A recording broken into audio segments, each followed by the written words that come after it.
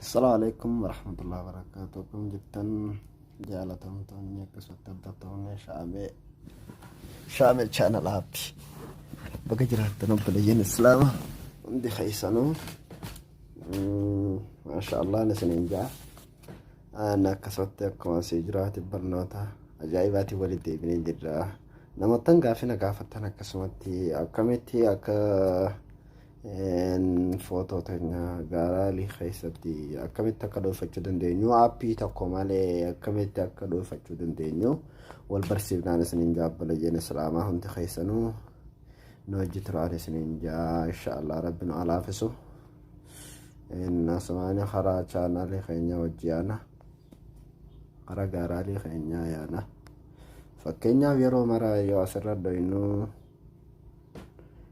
waan barbaannu takka namni ilaalu ni danda'a garuu footoo takka footoo iccitii tasii qabdu yoo jiraattu taate akkamitti akka bakka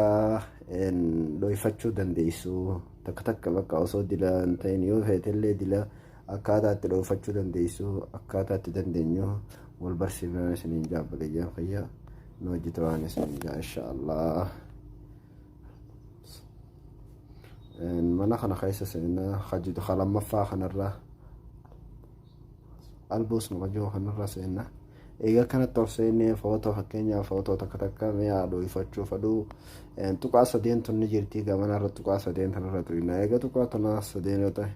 hiid bakkeetu tana orm bakkeetu tana asirra dhoyna eega kanatti asirra dhoyna kana nuuf iddii moggaan tunii maashaallah eega kana nu dhoyite moggaa tanarra footoo amma barbaannu footoo fakkeenyaaf mee footoo takka mi'a haadhu isuun siin jaa footoo fakkeenyaaf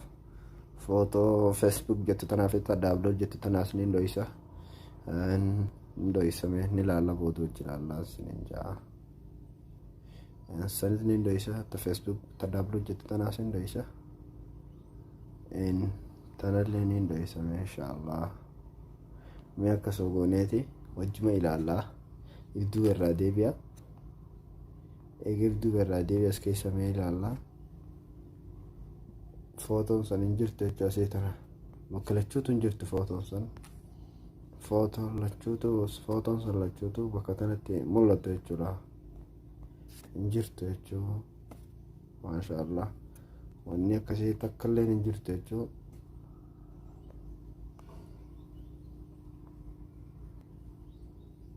yoo zeeffachuu feenillee akkama yaane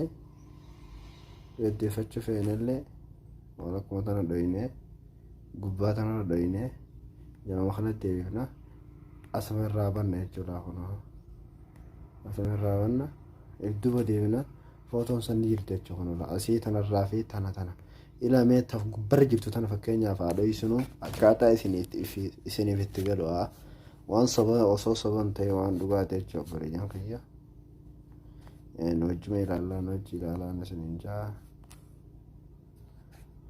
igana footoo gubbarra jirtu tanamee footoo gubbarra jirtu la footoo lameen yookaan afran gubbarra jirtu tana yookaan sadeen gubbarra jirtu san dhoysina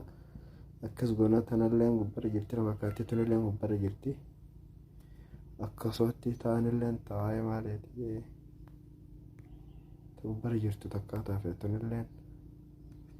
mee akkas goone wajji ilaallu amma kana guutumattu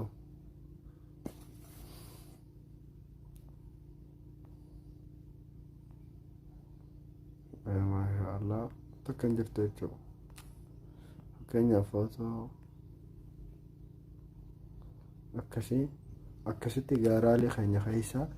dhuunfachuu dandeenya jechuudha maashaallah jazaakallahu khayran isiniin jaabbala jeen islaama akkasuma wajji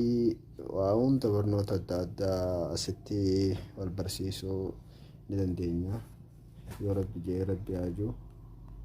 waan isin barbaadan koomentii jalatti gaafatan waan gaafataniif jecha akkasitti isinii deebisee ture akkasitti obboleeyyan islaamaa waa hunda waan beeknu irraa barachuudhaaf qophii ta'uu qabnaan isiniin jaa hunda keessanuu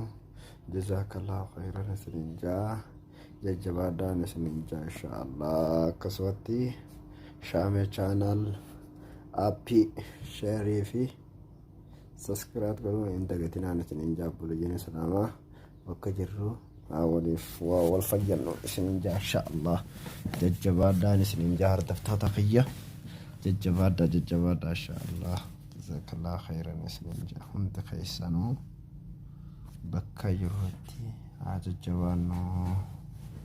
dhaamsa keenyaan isiniin jaa insha Allah.